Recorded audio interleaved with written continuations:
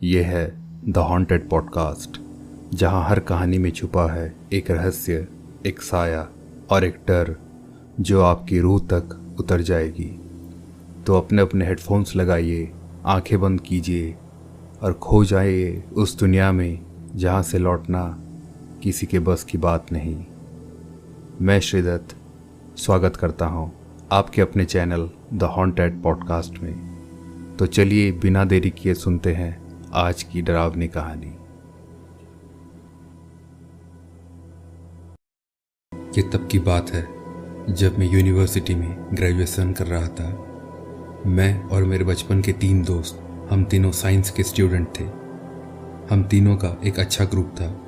हम सब पढ़ाई में अच्छे थे, लेकिन हम क्लास बंक करके मस्ती भी बहुत करते थे। जिंदगी अच्छी खासी चल रही थी, पर अचानक से हम सब की जिंदगी ने एक नया रुख लिया था। ठीक अक्टूबर महीने में एक नए प्रोफेसर हमारी यूनिवर्सिटी में आए। उनको सब प्रोफेसर बेंजामिन कहकर बुलाते थे। उनकी पर्सनालिटी किसी हॉलीवुड हीरो से कम नहीं थी। वो करीब 6 फीट लंबे थे। काफ़ी गठीला बदन था उनका, शायद वो डेली एक्सरसाइज करते थे। और वो काफ़ी गोरे थे, मतलब कहने का ये है कि वो नॉर्मल लोगों से कुछ ज़्यादा ही गोरे थे। वो फिजिक्स पढ़ाते थे। उनकी उम्र लगभग 30 से 35 साल होगी। वो हमेशा काले रंग के कपड़े ही पहना करते थे और सबसे कातिल थी उनकी नीली आंखें। लड़कियों की बात तो छोड़ो, लड़के भी उनसे काफ़ी इम्प्रेस्ड थे। उनके क्लास में आते ही एक अलग सा माहौल छा जाता था। और सबसे अजीब बात यह थी कि एक भी लड़का या लड़की, कोई भी उनका क्लास बंक नहीं मारता था। एक काफ़ी अट्रैक्टिव पर्सनालिटी थी उनकी। उनके पढ़ाने का तरीका भी बहुत ही अलग था और उनका अंदाज सबको पसंद भी आता था। ऐसे कुछ हफ्ते बीत गए, फिर एक अजीब सी घटना घटित हुई। हमारी प्रिंसिपल मिस लिंडा अचानक से लापता हो गई। उनके घर वालों ने पुलिस कंप्लेंट भी की, पर 1 महीने के बाद भी उनका कोई अता पता नहीं मिला। पुलिस ने हम सबसे पूछताछ की, पर हमें भी कहाँ कुछ पता था। एक दिन हम चारों दोस्त, मतलब रायन, फेडरिक, निक और मैं, हम सब गार्डन में बैठे हुए थे। तभी निक ने अचानक से कहा, गाइस, मिस लिंडा अक्टूबर 25 से लापता है। मैंने कहा तो? फिर से निक ने कहा, अक्टूबर 24 को मैंने कुछ देखा था। हम सब ने पूछा, क्या देखा था? निक ने कहा, अक्टूबर 24 को ठीक शाम के 7 बजे मैं हॉस्टल के टेरेस पे सिगरेट पी रहा था और तभी मैंने देखा एक ब्लैक कार ट्रैफिक सिग्नल के कारण रुक गई थी और उस गाड़ी में मैंने मिस लिंडा को देखा था। वो किसी आदमी के साथ कहीं जा रही थी। हम सब ने पूछा, मिस लिंडा किसके साथ जा रही थी? निक कुछ कहता, इससे पहले ही हमारे पीछे से एक आवाज़ आई, हेलो स्टूडेंट्स, क्या चल रहा है? हम सब पीछे पलटे तो हमने देखा प्रोफेसर बेंजामिन खड़े थे। हम सब ने उन्हें गुड मॉर्निंग विश किया और हम सब वहाँ से चले गए अपने अपने क्लास में। फिर रात को हम चारों हॉस्टल में अपने कमरे में बैठकर बातचीत कर रहे थे। तभी मैंने निक से पूछा, निक, वो मिस लिंडा के साथ कौन था जो तू सुबह बोल रहा था? निक ने कहा, मैंने उस आदमी को तो नहीं देखा, पर वो कार मैंने कहा, फिर क्या हुआ बोल? निक ने कहा, वो कार प्रोफेसर बेंजामिन की थी। ये सुनते ही हम तीनों ने कहा, तो क्या हुआ? मिस लिंडा तो कई बार प्रोफेसर बेंजामिन के साथ आती जाती थी। निक कुछ देर चुप रहा और बोला, उसी रात से मिस लिंडा लापता हुई थी। ये सुनने के बाद हम तीनों को भी कुछ अजीब लगने लगा। फिर अगले दिन एक बहुत ही दुखद खबर हम सबको मिली। पुलिस को मिस लिंडा की लाश मिली थी शहर से बाहर कब्रिस्तान के पास। ये सुनकर हम सबको काफ़ी दुख हुआ था। हम चारों दोस्त तुरंत वहीं स्पॉट की ओर निकल गए। हमने दूर से मिस लिंडा की डेड बॉडी देखी। उनकी लाश एकदम सफ़ेद पड़ गई थी। शरीर में एक कतरा भी खून नहीं था और उनके जिस्म में कपड़ा भी नहीं था। सबको लगा किसी ने मिस लिंडा का रेप करके उनको मार डाला है। पर ऑटोप्सी रिपोर्ट के हिसाब से सब चौंक गए, क्योंकि रिपोर्ट के अनुसार मिस लिंडा का रेप नहीं हुआ था। और सबसे अजीब चीज़ तो ये थी कि उनके शरीर में एक भी कटे होने का घाव ही नहीं था। खून की कमी के कारण उनकी मौत हुई थी। ये रिपोर्ट देखकर हर कोई चौंक गया। कुछ 1-2 महीने के बाद इस केस को बंद कर दिया गया, क्योंकि पुलिस को कुछ भी पुख्ता सबूत या फिर कोई सुराग नहीं मिला। यूनिवर्सिटी में एक दुख का माहौल छा गया था। इसके कुछ दिन बाद हम सब अपनी ज़िंदगी में मसरूफ़ हो गए। हमारी क्लास की टॉपर स्टूडेंट एंजी की तबीयत अचानक से बिगड़ गई, तो वो छुट्टी पे थी। तो उसने प्रोफेसर बेंजामिन से एक्स्ट्रा क्लासेस करने की रिक्वेस्ट की। प्रोफेसर भी मान गए। तो हर दिन क्लास ख़त्म होने के बाद एंजी को प्रोफेसर बेंजामिन एक्स्ट्रा क्लासेस दे रहे थे शाम को। कुछ 1 हफ्ते बाद एंजी की भी मौत हो गई। एंजी की लाश उसके बेडरूम में मिली थी, उसी हालत में जैसे मिस लिंडा की मिली थी। शरीर में एक बूंद भी खून नहीं था और शरीर में कपड़े भी नहीं थे। अब हमारे शहर में एक डर का माहौल छा गया था, क्योंकि एंजी के साथ साथ शहर में पुलिस को ऐसी 7 लड़कियों की लाशें मिली थी। लोगों को लगा कि शायद ये कोई नई बीमारी फैल गई है लड़कियों में। लोग अब अपने लड़कियों को बाहर नहीं छोड़ते थे। कुछ लड़कियों ने तो पढ़ाई भी छोड़ दी थी। शहर में अब भी लड़कियों की लाशें मिल रही थी। पुलिस, डॉक्टर सब लगे हुए थे, पर किसी को कुछ पता नहीं चल पा रहा था। एक दिन हम चारों हॉस्टल टेरेस पे बैठकर सिगरेट पी रहे थे शाम को। तभी हम सब ने देखा प्रोफेसर बेंजामिन एक लड़की के साथ अपनी कार में कहीं जा रहे थे। हम चारों को प्रोफेसर बेंजामिन पर पहले से ही थोड़ा शक था, तो हम चारों ने अपने बाइक्स पर उनकी कार का पीछा किया। हम चुपके चुपके उनके पीछे जा रहे थे। शहर से कुछ दूर कब्रिस्तान के पास वो कार रुकी। हम चारों भी रुक गए। हमने अपने बाइक्स को झाड़ियों के पीछे छुपा दिया और दबे कदमों से उस कब्रिस्तान के अंदर दाखिल हुए। तभी एक बहुत ही अजीब चीज़ हम लोगों ने देखा। हमारी आंखों के सामने ही प्रोफेसर की कार अचानक गायब हो गई। ये देखते ही हम चारों के तो खून ही जम गए। फिर हिम्मत करके हम कब्रिस्तान के और अंदर गए। अंदर चारों तरफ अंधेरा पसरा हुआ था। एक अजीब सी खामोशी छाई हुई थी। हम चारों को अपने दिल की धड़कनें भी सुनाई दे रही थी। तभी अचानक से हमारी नज़र कब्रिस्तान के अंदर एक घर पर पड़ी। वहाँ से किसी के बात करने की आवाज़ें आ रही थी। हम चारों चुपके से उस घर के पास पहुँचे। हमने उस घर की खिड़की को थोड़ा ऊपर किया तो हमने देखा प्रोफेसर बेंजामिन एक लड़की के साथ वहाँ डिनर कर रहे थे। हमें ये सब काफ़ी अजीब लगा। कब्रिस्तान के अंदर कौन डिनर करता है? फिर हमारे देखते ही देखते वो दोनों रोमांटिक डांस करने लगे। कहीं से एक अजीब सी डरावनी म्यूज़िक बजने लगी। हम सब हक्के बक्के होकर ये पूरा नज़ारा देख रहे थे। तभी लड़की अचानक से अपने कपड़े उतारने लगी। इसके कुछ देर बाद ही प्रोफेसर बेंजामिन अलग दिखने लगे। उनके आगे के दांत काफ़ी लंबे होने लगे और उनकी आंखें खून की तरह लाल हो गई। और तभी प्रोफेसर ने अपने दोनों दांत को उस लड़की की गर्दन पर गड़ा दिए और वो लड़की छटपटाने लगी। हमारे देखते ही देखते कुछ ही देर में उस लड़की ने अपना दम तोड़ दिया। ये देखकर तो हम चारों के रोंगटे खड़े हो गए। डर के मारे हम वहीं जम गए थे। इसके बाद हमने देखा प्रोफेसर बेंजामिन चलते हुए बाहर आए और एक कब्र के पास खड़े हो गए। उनके पास आते ही वो कब्र अपने आप खुल गया और प्रोफेसर उस कॉफिन में जाकर लेट गए और फिर से कब्र बंद हो गया। ये सब कुछ देखने के बाद हम वहाँ से हिल भी नहीं पा रहे थे। कुछ देर बाद हमने खुद को संभाला और वहाँ से दोबारा लौट आए। ये सारा किस्सा हम किसी से नहीं कह पाए, क्योंकि लोग हमें पागल समझते। फिर अगले दिन हम क्लास पे चले गए। प्रोफेसर बेंजामिन की क्लास चल रही थी। वो एक अजीब से नज़र से मुझे घूर रहे थे।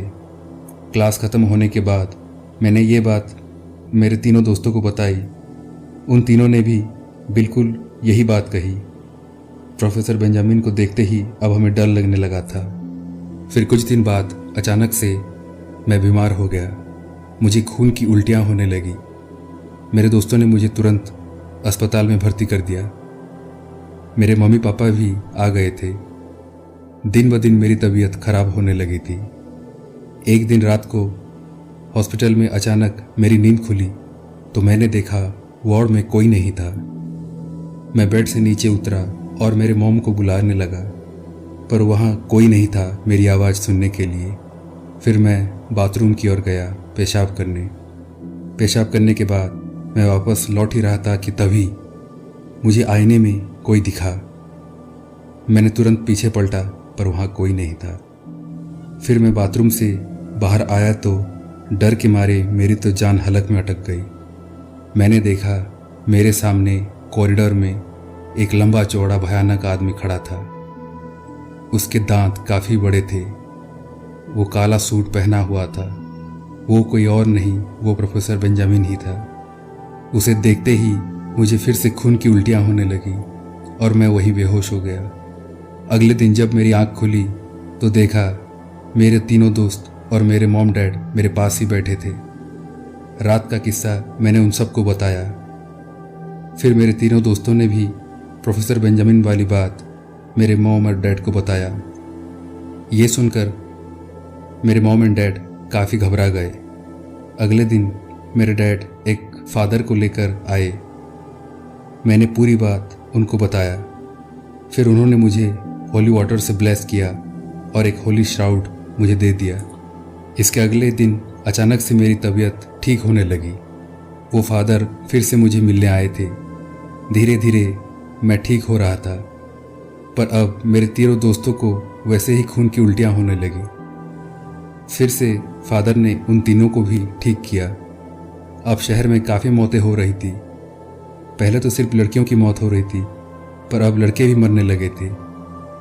हमने प्रोफेसर बेंजामिन की पूरी बात पुलिस को बताई, पर हम पर कौन यकीन करता। फिर फादर ने कहा अब हमें ही इस मौत के तांडव को रोकना पड़ेगा। एक दिन शाम को हम चारों फादर से मिलने गए चर्च में। उन्होंने कहा एक वैम्पायर को ख़त्म करने के लिए पहले उसके लाश में से उसके दिल को निकाल कर जलाना पड़ता है और फिर उसकी पूरी लाश को भी जला दिया जाता है। ये सुनते ही मैंने कहा उसी कब्रिस्तान में ही तो प्रोफेसर बेंजामिन की कब्र है जहां हमने उन्हें पहले देखा था। फिर उसी रात हम चारों दोस्त और फादर उसी शहर के बाहर वाले कब्रिस्तान में चले गए।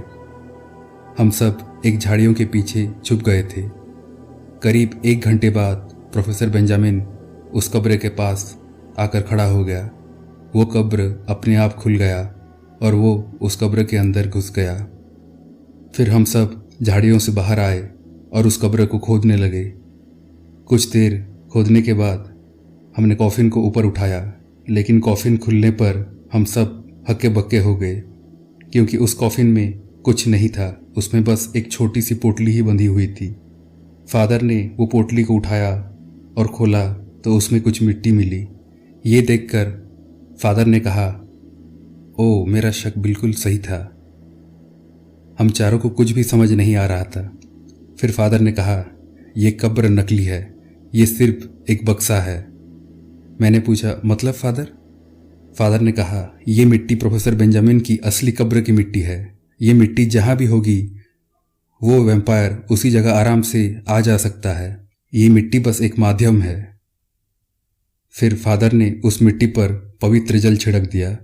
पवित्र जल छिड़कते ही वो मिट्टी अचानक से जल गई और राख में बदल गई।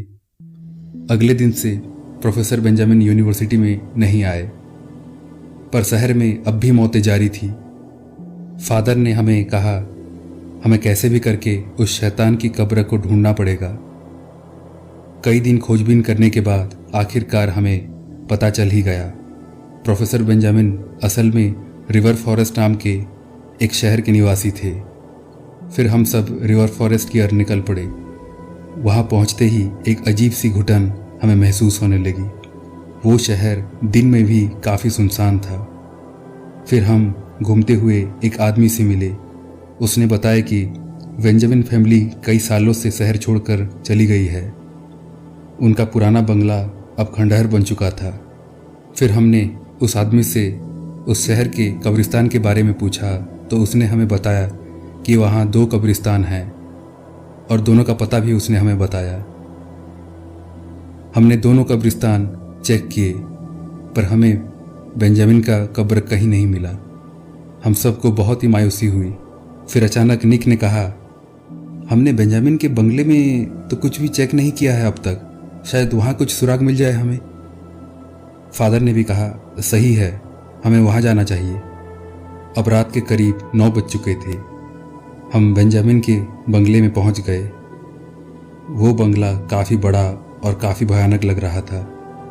हमने दरवाजे का ताला तोड़ दिया और सब अंदर दाखिल हो गए। अंदर काफ़ी ठंड थी, ऐसे लग रहा था जैसे अंदर बर्फ़ गिर रहे हो। फिर हमने टॉर्च जलाकर घर के हर एक कोने में छान मारा पर वहाँ भी हमें कुछ नहीं मिला।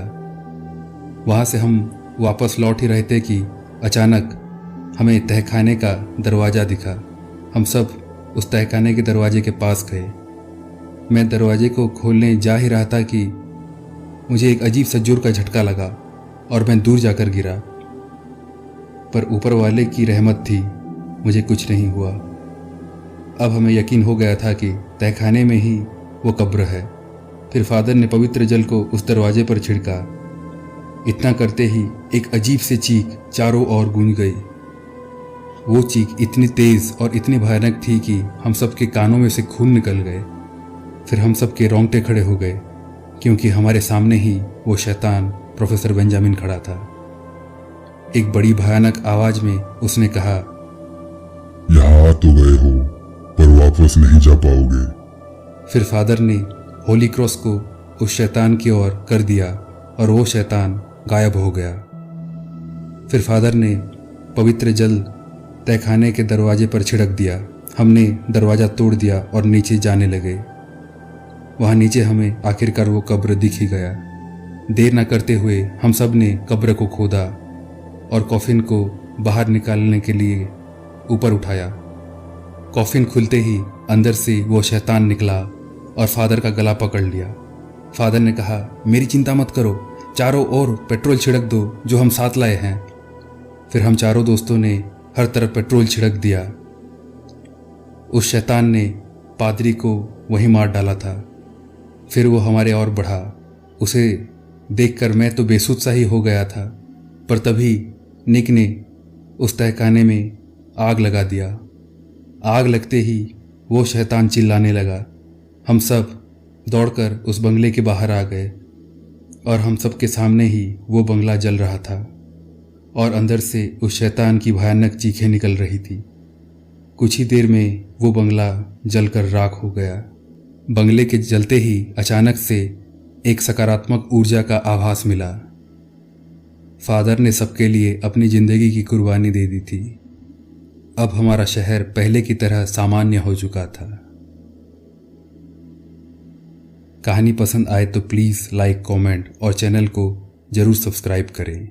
धन्यवाद।